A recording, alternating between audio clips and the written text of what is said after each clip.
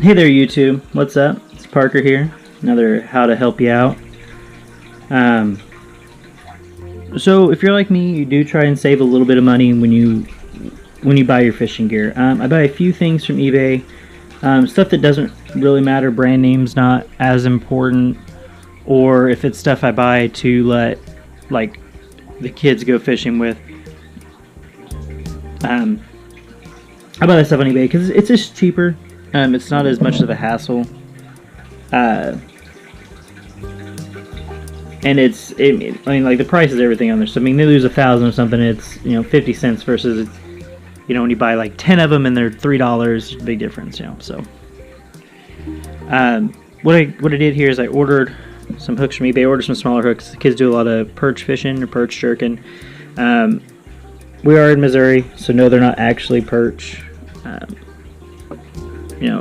Oklahoma people, Okies, they call them perch too, but they're sunfish, panfish.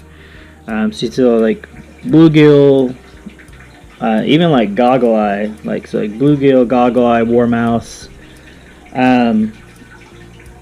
sunfish of any sort. People call them perch. That's just how it is. Small fish becomes a perch.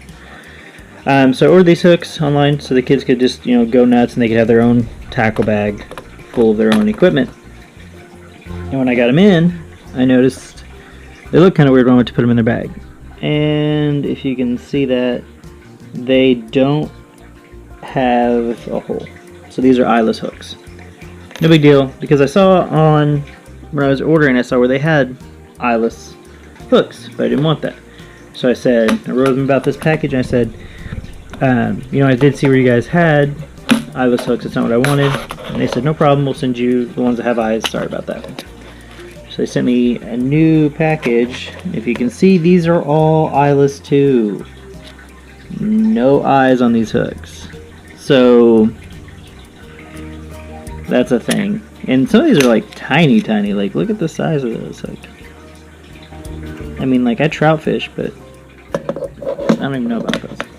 So what I'm left with is this eyeless hook. So I've seen some people do videos in the past about how to tie these on, but they always use a hook with an eye, which I think is kind of silly to try and give an instructional video without the extra case. So got our string here, and we're just going to I'm just going to pull some past the hook. So here's the end of it, right? And we're going to pull that past, so maybe. So we're going to pull it just, 3 or 4 inches past the hook. Alright, so we're going to turn the barb towards me, just because that's how I do it. Look dangerously with this barb. Alright, so we've got the shaft and the line here, and we're going to tie that on. So we're going to pin this here at the top, start with, and then I'm just going to take this line and I'm going to curl it up like that. See, so here, I'm just going to push it up behind there, just above where the barb starts, and I'm going to pin that. And then I'm just going to take this, I'm just going to wrap it. Now, you can wrap it a ton of times. There's lots of people out there that do these type of knots, and they wrap them all day long. So they do, they'll do like, I don't know, like 10 or 15. I don't want to do that many. One, I'm not actually fishing with this line.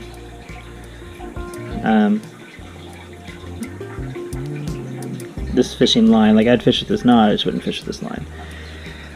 So I recommend doing like 4 to 6 loops, just for the purposes of being able to see how it works. So, alright, so after that, you're going to take your loop that you made here in the beginning, alright, you're going to take the end that you pulled past the hook, and you're going to put it back through that loop.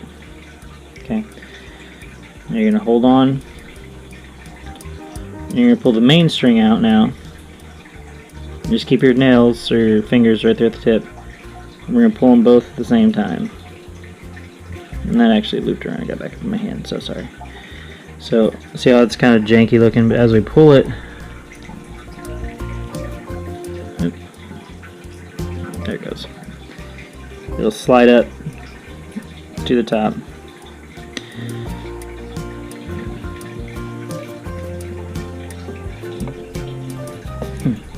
So there you have it. It's a snail hook. It's not a pretty snail hook. Like, we could have obviously went and done, held down here and done several loops, really wrapped it around in there. But I mean, this would still hold for fishing, especially those size of fishing. It's not going to come off. It just, I think it actually gets stronger the more you pull on it. So this line's also kind of big. This is 14-pound string.